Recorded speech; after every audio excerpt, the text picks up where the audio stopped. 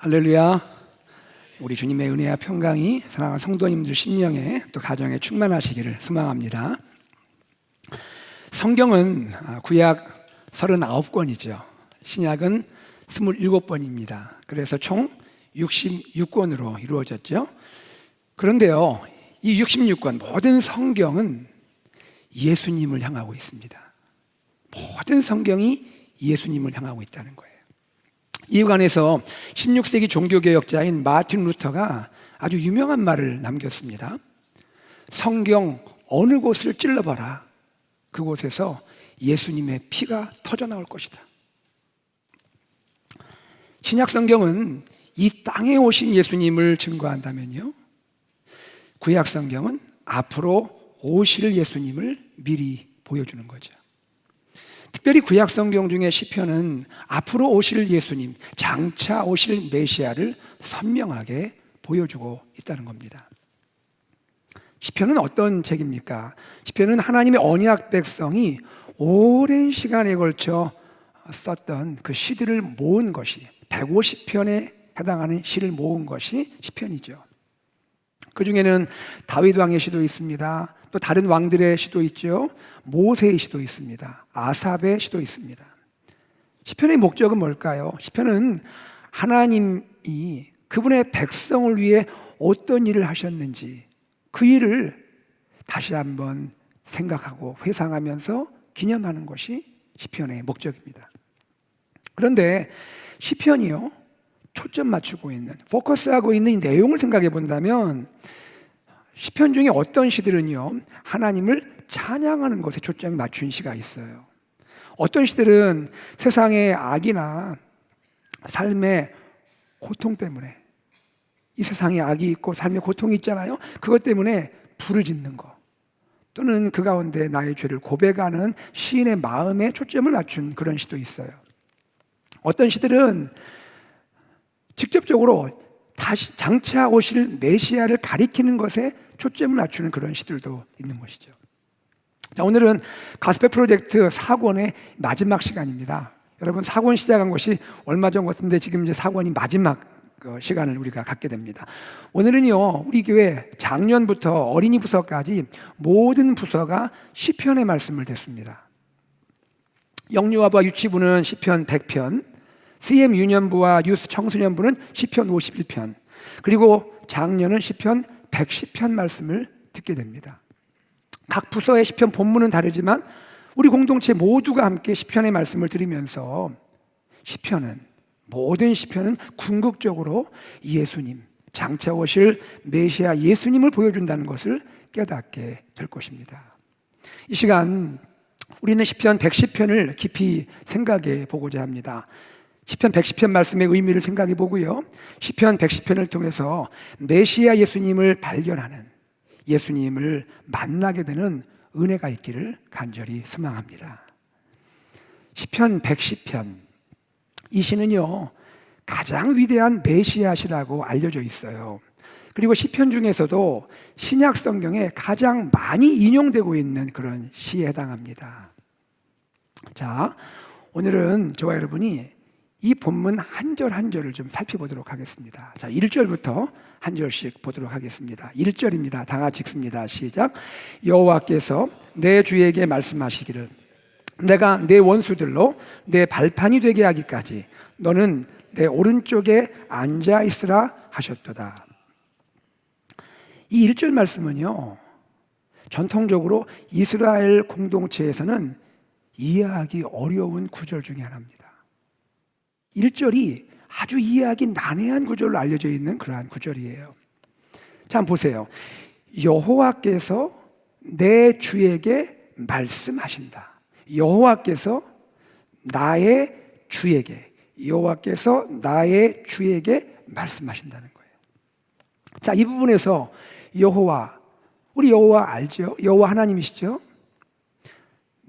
나도 압니다. 이 시의 표제, 제일 위에 있는 표제에 보면 이 시는 누구의 시라고 되어 있어요?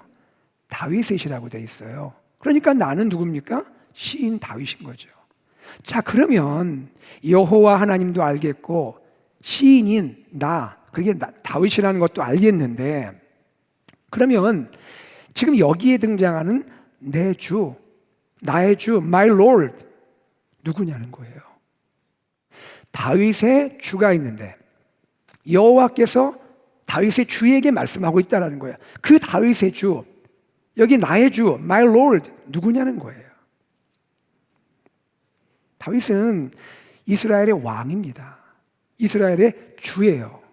그런데 이스라엘의 왕이고 이스라엘의 주인 다윗이 고백하고 있는 다윗의 주는 누구입니까?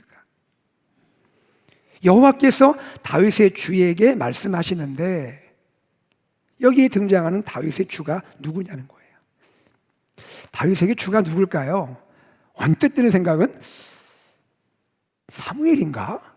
다윗에게 기름 부었으니까 사무엘 아닌 것 같고, 그럼 누구지? 주변 나라의 힘센 나라의 왕인가? 그것도 아닌 것 같고요. 도대체 누굽니까?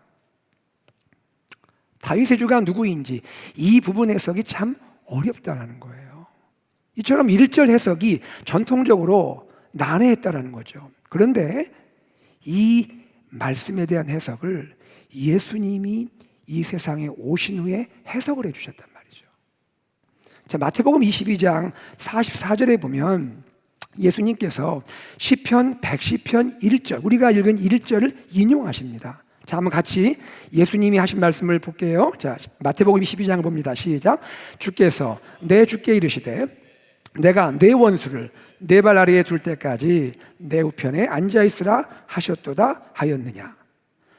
예수님이 시편 110편 1절을 인용하셨습니다. 그리고는 이렇게 말씀하시는 거예요. 그 내용이 마태복음 22장 45절 앞부분입니다. 함께 읽겠습니다. 시작.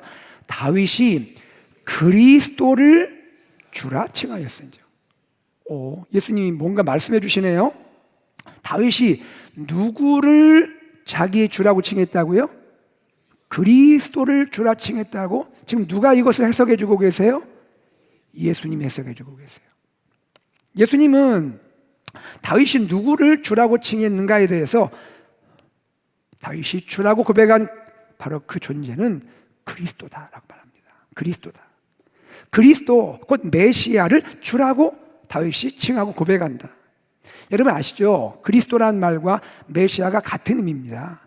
그리스도는 헬라어, 그릭이고요. 메시아는 히브리어 말입니다. 똑같은 뜻이에요. 의미는 뭐죠? 기름 부음 받은 자, the anointed one. 어쨌든 메시아 그리스도를 지금 다윗이 나의 주라고 고백하고 있다는 거예요. 그럼 어떻게 됩니까? 여러분 우리가 다 알고 믿고 고백하죠. 여러분 그리스도 메시아가 누구십니까? 너무 막 그냥 수줍으신가요? 여러분 그리스도 메시아가 누구십니까? 좀 힘있게 해보세요. 누구십니까? 예수님이죠. 예수님이잖아요. 그러면 결과적으로 어떻게 되는 겁니까?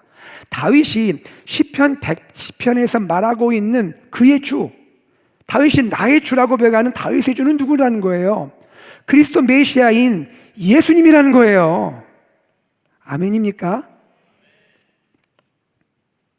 여러분 참 놀랍지 않습니까? 다윗이 시편 110편을 기록할 때는 예수님이 이 땅에 오시기 전이에요. 예수님이 세상에 오기 전 수백 년 전의 일입니다. 다윗은 장차 오실 메시아 예수님에 대해서 예언적으로 시를 쓰고 있다는 거예요. 이것이 여러분 어떻게 가능합니까? 어떻게 이런 일이 가능하죠? 마태복음 22장 43절에서 예수님은 그 비밀을 이렇게 설명해 주십니다. 자, 마태복음 22장 43절 같이 읽어보죠. 시작.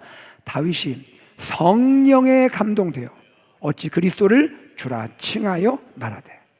여러분 다윗이 어떻게 메시아를 알았을까요? 자기 뒤에 수백 년 뒤에 올 메시아 그리스도를 어떻게 알았을까요?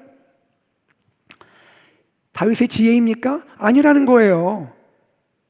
다윗의 어떤 통찰력입니까? 아니라는 거예요. 그런 거 아니라는 거예요. 다윗이 이 놀라운 비밀을 알게 된 것은 성령의 감동으로 알게 됐다라는 거예요. 아멘이시죠? 모든 성경은 다 다윗의 시편을 포함해 모든 성경은 다 어떻게 기록되었습니까? 성령의 감동으로 기록되었다라는 거예요.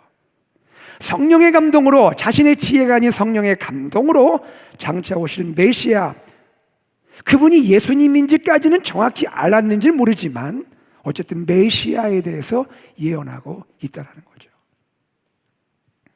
지금 여호와께서는 그러면 메시아, 즉 예수님에게 말씀하신다는 거잖아요, 그죠?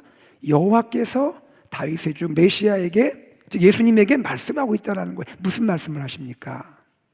그 내용이 1절에 나오죠. 다시 한번 보죠. 1절 제가 읽을게요.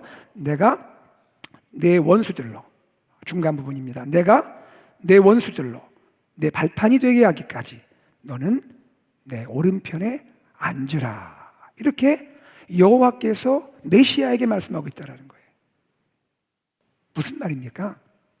하나님께서, 여호와 하나님께서 메시아, 즉 예수님의 대적들, 예수님을 반대하는 원수들, 악의 세력, 사단의 세력을 완전히 심판하여 패하게 하실 때까지, 완전하게 심판하여 패하게 하실 때까지 하나님 뭘 하시는 거예요? 메시아 예수님을 향해서 하나님 보좌 우편에 앉아있으라 라고 말씀하신다는 거예요.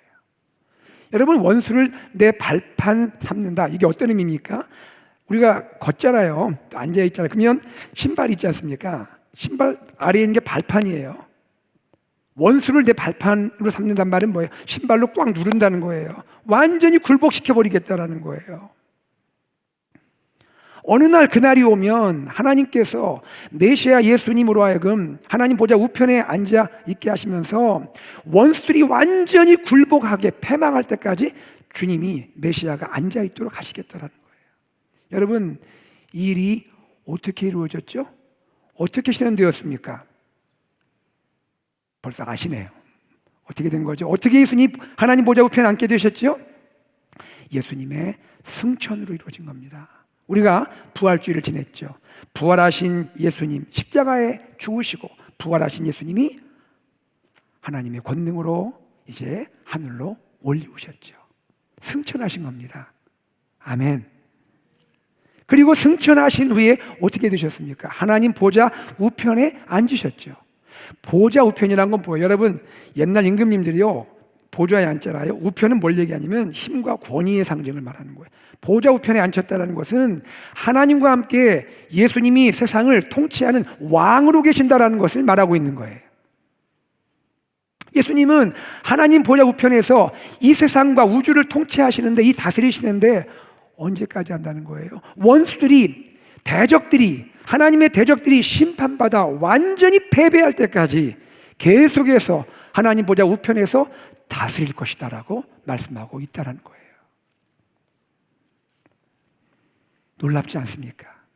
우리가 알고 있는, 신약에서 알고 있는 예수님의 십자가 부활과 승천까지 지금 시편에서 다 예언적으로 보여주고 있잖아요. 여기서 우리는 이런 은혜가 있다고 생각합니다. 여러분, 우리 세상을 한번 보십시오. 세상이 죄악으로 가득하지 않습니까? 때로는 이 세상을 볼 때 희망이 없어 보일 때도 있지 않습니까?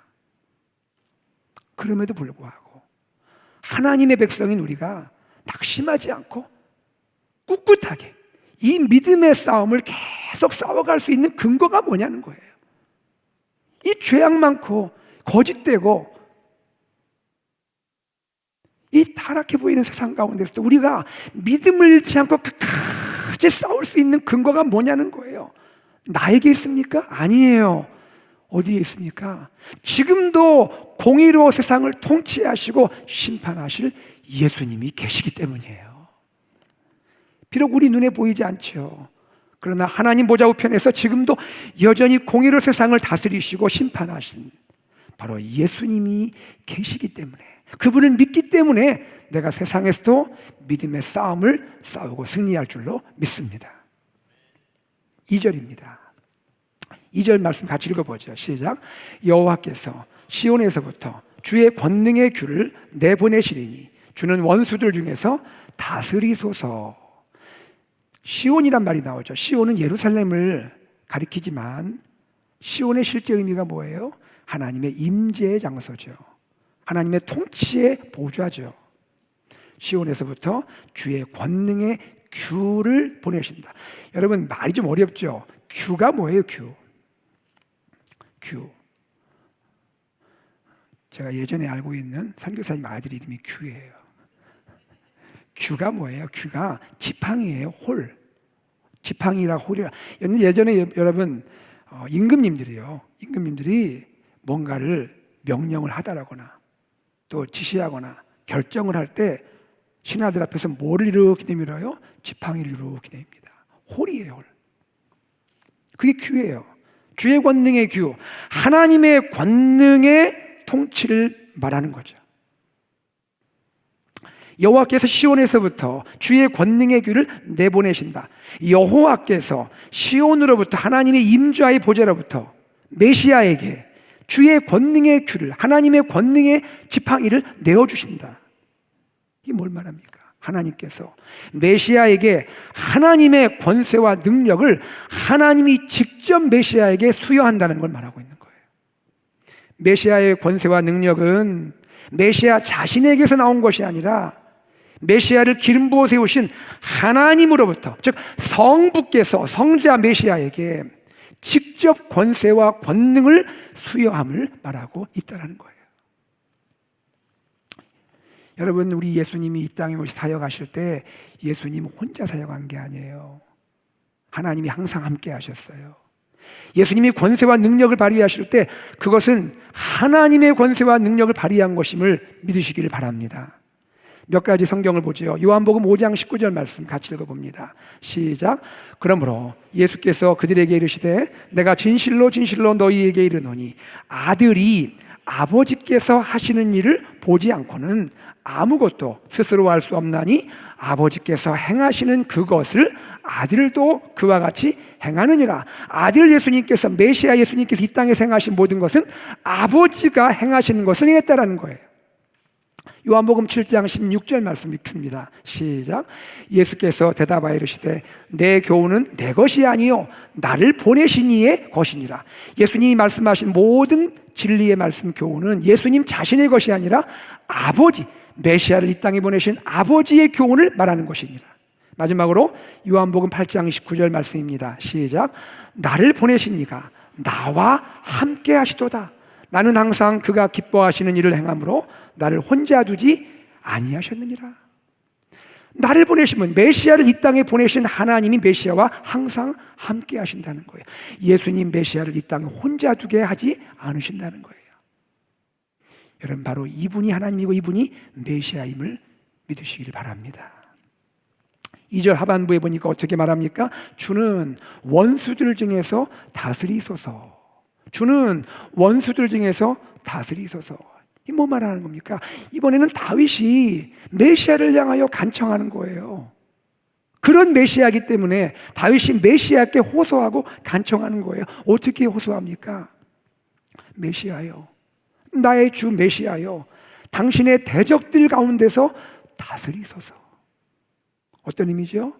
메시아요, 세상에 악이 흥왕하고 악이 가득하고 사단의 세력들이 역사하지만 그러나 나의 주, 나의 메시아요, 오늘 우리로 말하면 예수님이시여, 이런 세상 가운데서도 하나님의 선한 통치로 다스려 주소서. 공의로 세상을 심판해 주소서. 바로 이것이 시인 다윗의 간청이라는 거죠. 3절 말씀 보겠습니다. 3절입니다. 함께 읽습니다. 주의 권능의 날에 주의 백성이 거룩한 옷을 입고 즐거이 헌신하니 새벽 이슬 같은 주의 청년들이 주께 나오는도다. 이 말씀은 유명한 말씀이죠. 새벽, 그렇죠, 이슬 같은 주의 청년들. 자, 여러분, 여기에 주의 권능의 날이 나옵니다. 주의 권능의 날, 어떤 날일까요? 주님의 권능으로 통치하고 심판하실 날을 말합니다. 여기는 어떤 의미가 있냐면요, 메시아 예수님의 초림과 재림이 연관되어 있는 거예요. 처음 오신 초림과 다시 오실 재림이 연관되어 있는 거예요. 여러분 한번 생각해 봐요. 메시아 예수님이 이미 오셨죠? 여러분이 그냥 오늘 아멘을 좀 더 크게 하시면 좋은데, 자, 메시아 예수님이 이미 오셨죠? 초림하셨죠? 그 의미가 뭡니까? 십자가와 부활을 통해 메시아 예수님이 오셔서 사단, 뱀의 머리를 밟으신 거란 말이에요. 창세기 3장 15절에 여인의 후손이 오셔서 뱀의 머리를 밟을 것이라는 것을 이루셨단 말이에요. 승리하셨고 심판을 성취하셨단 말이에요. 그런데 예수님에게 또 한 가지 중요한 날이 있습니다. 그 언젠가요? 예수님이 다시 오실 날이란 말이에요. 재림하실 날이란 말이죠. 왜 그렇습니까? 초림하셔서 승리하셨고 심판을 성취하셨지만 아직 그것이 완결된 것이 아니란 말이에요. 끝난 것이 아니란 말이에요. 언제 완결될까요?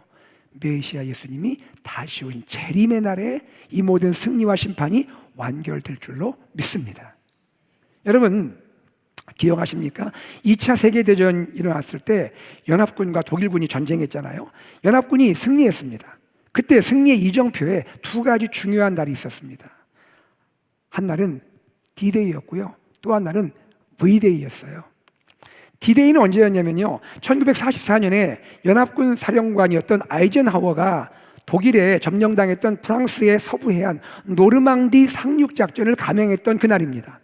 노르망디 상륙작전 이 성공으로 전세가 완전히 뒤바뀌고 말았어요. D-Day는 언제일까요? 결정적인 날인 거예요. 그런데 그 D-Day가 곧 V-Day는 아니에요. V-Day는 뭐죠? Victory Day예요. 완전한 승리의 날이에요. 여러분 2차 대전 때 D-Day가 있었죠? 노르망디 상륙작전 성공했죠. 그런데 D-Day 이후에도 전쟁은 계속됐어요. 그리고 1년 후에 1945년 6월에 독일이 드디어 패전을 선언합니다. 연합군의 완전한 승리가 있던 V-Day, 그것은 한참 후에 있었던 일입니다. 이처럼 메시아 예수님의 승리와 심판에도 D-Day와 V-Day가 있다는 거예요. 메시아의 D-Day는 언제일까요? 예수님의 초림이에요. 십자가 부활이에요. 십자가 부활을 통해 사단과 마귀 권세를 깨트리고 세상의 악을 심판하신 날이 바로 예수님의 초림이라는 거죠. 그런데 이 메시아의 V-Day는 언제입니까? 예수님이 재림하시는 날이에요. V-Day에 주님은 D-Day 때 시작되었던 하나님의 승리와 심판을 완전히 성취하실 줄 믿습니다. 바로 그것이 V-Day 완성시키는, 완결시키는 날이란 말이죠. 이렇게 볼 때 3절에 주의 권능의 날, 이것은 뭘 말할까요? 예수님의 초림, 예수님의 재림도 말하지만 예수님이 처음 오셔서 다시 오실 때까지의 이 땅에서의 기간을 말합니다. 다시 말하면 교회 시대를 말하는 거예요. 저와 여러분이 살고 있는 이 교회와 하나님 나라를 통한 하나님의 통치와 심판을 가리키는 것이 주의 권능의 날이라는 거예요. 그러면 여러분, 이 기간 동안 주님이 초림과 재림 사이에 우리 교회 시대 동안 하나님 백성, 우리 교회 성도들은 어떻게 살아야 할까요? 하나님의 통치에 반응하는 삶을 살아야 할 줄로 믿습니다.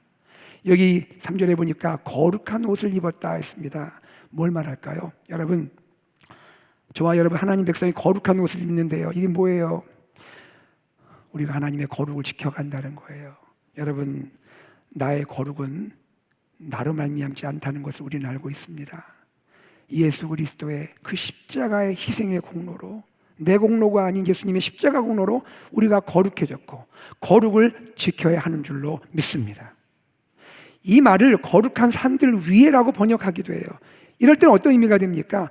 거룩한 하나님의 군대로 세워진다는 말이에요.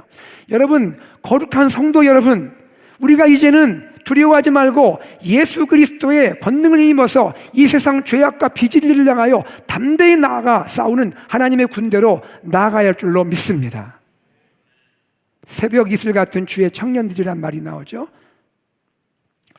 이슬의 의미가 몇 가지로 해석이 될 수 있어요. 첫 번째 이슬의 의미 이런 겁니다. 여러분, 팔레스타인 땅에는요, 비가 오지 않잖아요, 그죠? 이슬이 내립니다.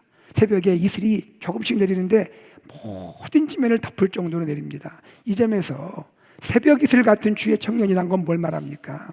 이것은 이슬이 그 수요가 많듯이 헌신적으로 메시아를 따를 자들이, 젊은 전사들이 그 수가 많아질 것을 말하고 있는 거예요. 여러분, 우리 교회 공동체를 통해서 이 어스틴 땅에도 하나님의 군대가 많아지기를 간절히 소망합니다. 온 세계 열방에 하나님의 영광을 드러내는 많은 자들이 일어나기를 간절히 소망합니다. 또 다른 해석이 있어요. 이슬은 매일 새벽마다 매일 새롭게 맺히죠. 어제 이슬이 맺히고 내일 또 맺히죠. 이 점에서 새벽 이슬 같은 주의 청년들은, 메시아 나라, 하나님 나라 백성들은 매일매일 날마다 새로워져야 한다는 거예요. 날마다 새로운 하나님의 은혜와 축복을 누리게 된다는 겁니다. 여러분, 하나님께서 우리에게 매일매일 새로운 은혜와 축복을 주실 줄로 믿습니다. 하나님 나라를 위해 사는 백성이 많아지고요, 날마다 점점 새로워지고 날마다 생명력 넘치는 삶을 살게 될 것을 말하고 있다는 거예요. 여러분, 여기에 새벽 이슬 같은 주의 청년이라 했는데, 물론 주의 청년들, 젊은 청년들 해당되죠. 귀한 청년들이죠. 그런데 여기에서 청년은 단지 나이를 말하는 게 아니에요. 이 말씀 읽다가 여러분이 이건 저 청년분에 해당할 말씀이다, 그게 아닙니다. 여기에 청년은 나이를 뛰어넘어서 내 마음에 하나님 나라의 꿈이 있는가, 내 마음에 예수 그리스도 메시아의 나라를 위해 살고자 하는 열망이 있는가, 여러분께 묻겠습니다. 여러분, 나이와 관계없습니다. 여러분 마음 가운데 하나님 나라의 꿈이 있나요? 메시아 예수 그리스도의 영광을 위해 살고자 하는 열망이 있습니까? 여러분은 청년이에요. 안 믿으시나 봐요. 여러분이 청년이시다고요. 새벽 이슬 같은 주의 청년 줄로 믿습니다. 그들이 뭐 한다는 거예요? 즐거이 헌신한다는 거예요. 주의 영광을 위해서. 4절입니다. 4절 말씀 읽습니다. 시작. 여호와는 맹세하고 변하지 아니하시리라. 이르시기를 너는 멜기세덱의 서열을 따라 영원한 제사장이라 하셨도다. 여러분, 멜기세덱의 서열을 따르는 영원한 제사장, 이게 무슨 말입니까? 설명을 좀 드릴게요. 구약시대를 한번 생각해 보세요. 구약시대에 많은 제사장이 있었죠? 그들은 누구의 계통을 따르는, 서열을 따르는 제사장이었냐면 그들의 조상이었던 대제사장 아론을 따르는 제사장들입니다. 첫 번째 제사장이 아론이에요. 율법 아래에서 세워진 제사장입니다. 아론을 따라서 그 다음 아들도 제사장이 되고 그 다음 아들도 제사장이 되고 쭉 이어져 왔습니다. 그런데 문제는 뭘까요? 아론도 그의 후손도 우리와 똑같은 사람이에요. 흠이 많고 연약해요. 단점이 있어요. 그러니 그들이 드리는 제사는 완전할 수가 없죠. 불완전한 제사죠. 백성의 죄를 완전히 영원히 씻을 수는 없다는 것이죠. 그래서 하나님은 다른 제사장을 보내시는 거예요. 그 제사장이 누구예요? 메시아인 거예요. 새로운 제사장을 보내시는 거예요. 이 메시아 제사장은 더 이상 아론의 계통을 따르는 제사장이 아닌 거예요. 새로운 제사장, 메시아 제사장은 멜기세덱의 계통을 따르는 제사장으로 보내시게 된 거예요. 왜요? 그리하여 이제는 완전하고 영원한 속죄를 이루기 위함인 거예요. 제사장이 불완전하면 매년 반복해서 제사를 드려야 했죠. 그러나 제사장이 완전한 제사장이기 때문에 단 한 번에 드리는 제사로 우리의 모든 죄를 용서할 수가 있게 된 거예요. 여러분, 그 완전한 영원한 제사가 이루어졌어요. 어디에서요? 우리 메시아 예수님이 십자가에 죽으심으로 단번에 우리 모든 죄가 씻어진 것을 믿으시기를 바랍니다. 메시아 예수님의 십자가는 우리 모든 죄를 단번에 완전히 영원히 씻어주시는 속죄의 제사였다는 거죠. 우리는 예수님의 이 속죄의 제사로 인해서 구원받은 하나님의 자녀인 것을 믿습니다. 멜기세덱에 대해서는 창세기 14장에 처음 등장하죠. 히브리서 5장에서 7장에 자세히 소개됩니다. 멜기세덱은 살렘 왕입니다. 중요한 것은 그는 인간처럼 보이지 않아요. 신적 존재처럼 보입니다. 아비도 없고 어미도 없고 시작도 끝도 없는 그런 존재입니다. 그런데 그는 왕이고 제사장입니다. 예수님은 율법 아래에 있는 아론을 따르는 제사장이 아니라 참 신비한 존재인, 신적 존재인 멜기세덱의 계통을 따라서 완전한 제사장으로 오셔서 우리를 구원하신 제사장이 되셨다는 거예요. 그렇기 때문에 메시아 예수님, 제사자 예수님을 딱 믿고 따르고 의지하는 우리의 구원은 결코 흔들리지 않는 줄로 믿습니다. 우리의 신앙과 우리의 삶은 결코 흔들리지 않는 줄로 믿습니다. 5절입니다. 5절 함께 읽겠습니다. 시작. 주의 오른쪽에 계신 주께서 그의 노하시던 날에 왕들을 쳐서 깨트리실 것이다. 여러분, 이 대목은 또 특별합니다. 보세요. 주의 오른쪽에 계신 주께서, 원래는 가운데 계신 보좌에 계신 분이 여호와 하나님이죠. 오른쪽에 계신 분이 메시아죠. 5절에서 위치가 바뀝니다. 여기 주의 오른쪽에 계신 주께서 할 때 여기에 주는 거꾸로 메시아입니다. 뒤에 나오는 오른쪽에 계신 주께서가 여호와예요. 위치가 바뀌어 보여요. 뭘 말할까요? 지금 메시아, 성자 예수님이 세상의 악과 사단의 세력과 싸우고 계시잖아요. 싸우시는 걸 보시면서 성부 하나님 여호와께서 메시아를 도와서 함께 하나가 되어 싸우고 계신다라는 거예요. 이런 역사를 보여주고 있다는 거예요. 5절 하반부에 이런 말씀이 나옵니다. 그의 노하시는 날에 왕들을 쳐서 깨트리실 것이라. 이게 무슨 말일까요? 그의 노하시는 날, 하나님의 진노의 날, 하나님의 심판의 날, 하나님이 친히 개입하셔서 세상의 왕들, 열방을 심판하시는 날이라는 거죠. 여러분, 하나님은 그날이 되면 이 세상 열왕들을 심판하신다고 말씀하고 있습니다. 6절을 보겠습니다. 6절입니다. 시작. 문 나라를 심판하여 시체로 가득하게 하시고 여러 나라의 머리를 쳐서 깨트리시며. 한번 보세요. 문 나라를 심판하여 시체로 가득하게 하시고 여러 나라의 머리를 쳐서 깨트리신다. 이게 뭘 보여줍니까? 하나님의 진노의 모습이에요. 하나님의 심판의 모습을 묘사하고 있는 거예요. 여러분 한번 그려보세요. 시체가 가득합니다. 여러 나라의 머리를 쳐서 깨트리십니다. 심판의 결과인 거예요. 크고 두려운 하나님의 심판이 있다는 거예요. 메시아의 재림시에 이루어질 하나님의 심판을 묘사하고 있는 거예요. 한편으로 우리에게 경각심을 주죠. 하나님은 주님 재림 때 세상을 심판하신다. 그러나 여러분, 지금 이 시편 110편을 기록하고 있는 것은 우리에게 두려움을 주려고 기록하는 것이 아니에요. 자, 여기 두려움을 듣게 할 자는 누굽니까? 하나님의 원수, 하나님의 대적들입니다. 우리는 어떻습니까? 반대죠. 우리는 원래 심판받아 마땅한 존재인데 자격 없는 우리를 하나님께서 예수 그리스도 메시아의 십자가의 은혜로 우리를 구원해 주셨잖아요. 할렐루야. 우리는 하나님의 구원의 은혜를 입은 자들이 되었잖아요. 우리는 심판의 두려움에서 벗어난 자가 되었잖아요. 아멘. 여러분, 예수 믿는 우리에게는 심판의 두려움이 없는 줄을 믿으시기를 바랍니다. 심판이 우리에게는 없어요. 예수님이 십자가에서 대신 당하셨거든요. 우리에게는, 구원받은 우리에게는 장차 누릴 영광스러운 승리와 기쁨이 우리를 기다리고 있다는 것을 믿으시기를 바랍니다. 마지막 7절입니다. 7절 말씀 읽습니다. 길가에 시냇물을 마심으로 그의 머리를 드시리로다. 이게 무슨 말일까요? 길가에 시냇물을 마심으로 그의 머리를 드시리로다. 여러분, 이런 겁니다. 메시아가 이 땅을 공의로 통치하고 심판하십니다. 부지런히 하고 계십니다. 그러면서 충분히 휴식도 취하지 못하는 걸 보여주는 거예요. 메시아가 그의 열심으로 세상을 통치하는 걸 보여주는 거예요. 그러면서 잠깐 흐르는 그 길가의 시냇물에 길가의 시냇물에 잠깐 목을 축이는 걸 보여주는 거예요. 그리고 나서 다시 일어나셔서 그의 머리를 드시고 또다시 공의로 세상을 통치하고 심판하시는 모습을 보여주고 있는 거예요. 이것은 뭘 말합니까? 메시아의 열심을 말씀하고 있는 거예요. 예수 그리스도의 열심을 보여주고 있는 거예요. 여러분, 메시아 예수님은 십자가의 죽음뿐 아니라 부활하시고 지금도 하나님의 뜻을 위해 열심을 가지고 통치하심을 믿으시길 바랍니다. 지금까지 시편 110편을 생각해 보았습니다. 우린 무엇을 보았나요? 하나님은 공의로 세상을 다스립니다.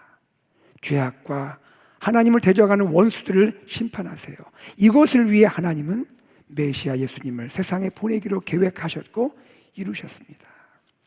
메시아 예수님은 영원한 왕이고 영원한 제사장으로 이 땅에 오셨고 저와 여러분을 위해 십자가에서 완전한 속죄를 이루시고 지금도 하나님 보좌 우편에서 공의의 통치를 하시고 심판을 이루고 계신다는 거예요. 중요한 것은 무엇입니까? 예수님의 열심, 하나님의 열심이 오늘 우리를 구원하셨고 지금도 하나님의 뜻을 세상 가운데 이루고 계시고 우리들은 어떻게 살아야 합니까? 주님께 반응하여 새벽 이슬 같은 주의 청년들로 주님을 위해 살아야 할 줄로 믿습니다. 말씀을 맺겠습니다. 오늘 우리는 시편 110편을 통해 메시아 예수님을 만나게 되었습니다. 시편 속에 계시는 메시아 예수님을 발견하게 되었습니다. 시편 110편은요, 이 시를 읽는 독자들에게, 여러분 생각해 보세요. 구약의 백성들이 여기에 등장하는 메시아, 그분이 우리의 희망이다. 세상이 아무리 죄악이 가득하고 비진리가 진리를 억압하는 시대가 올지라도, 비록 우리가 오실 메시아가 누구인지는 보지 못했지만 구약의 백성들, 메시아가 오실 것을 생각하면서 삶에 용기를 얻고 힘을 얻지 않았겠습니까? 마찬가지로 21세기 세상의 악과 비진리가 공격하고 도전하는 이 시대를 살아가는 우리 현대 그리스도인들에게도 시편 110편의 메시아는 놀라운 힘과 용기가 되지 않느냐는 겁니다. 시편을 통해 그리스도 예수님을 만나는 은혜의 기쁨이 오늘 우리뿐 아니라 이 시대 많은 사람들에게 임하기를 소망합니다. 사랑하는 성도 여러분, 이 말씀을 여러분에게 드리고 싶습니다. 메시아 예수님이 우리의 희망입니다. 메시아 예수님만이 참 희망이십니다. 세상에 오신 메시아 예수님, 다시 오실 재림의 주 메시아 예수님을 의지하고 우리의 삶의 현실이 어떻든, 너무 힘들고 어려워서 눈물이 나든 고통스럽든, 여러분 낙심하고 좌절하지 마시고 그 메시아 예수님을 바라보고 믿음으로 승리하는 우리 성도님들 되시기를 소망합니다. 메시아 예수님 안에서 참된 공의를 누리고 예수님의 공의로운 다스림을 온 세상에 선포하는 우리 AKPC 공동체 되기를 주 예수 그리스도의 이름으로 축복합니다. 아멘. 시간 말씀을 기억하면서 주님을 찬양하기 원합니다. 찬양할 때 예수, 하나님의 공의, 하나님의 공이신 예수님을 생각하며 찬양을 드리겠습니다.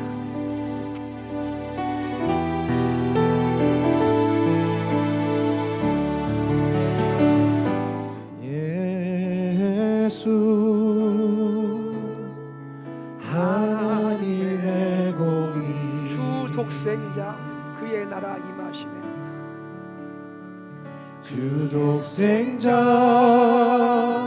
그의 나라 임하시네. 예수 제물이 되신 주, 예수 제물이 되신 주, 영광 중에 그의 나라 임하시네. 영광 중에 그의 나라 임하시네. 주의 나라 영원합니다. 할렐루야. 주의 나라 영원하다. 주의 영광 무궁합니다. 주의 영광 무궁하리. 왕의 위엄과 능력이 이제 임하셨으니, 주의 주권과 주의 통치와 주의 주권과 주의 통치, 주의 나라와 주의 나라 힘과 권세 임하네. 예수 하나님의, 예수 하나님의 사랑, 우리 두 손을 들고 고백하기 원합니다. 예수 하나님 사랑, 예수 하나님의 사랑, 주 은혜와 말씀으로 주 은혜와 말씀으로 나타나는 예수 거룩한 하나님. 아멘. 예수 거룩한 주 은혜와 영광 중에 그의 나라 임하시네. 영광 중에 그의 나라 임하시네. 주의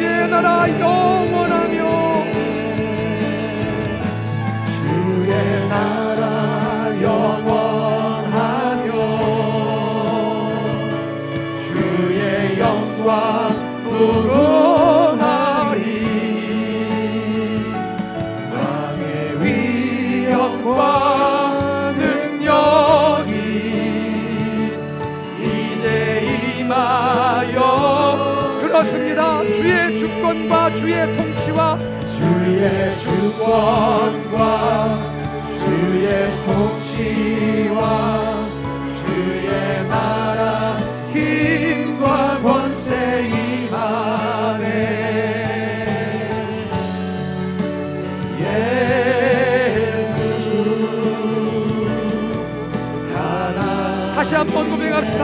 주의 주권과 주의 통치와 주의 주권과 주의 통치와 주의 나라 힘과 권세 임하네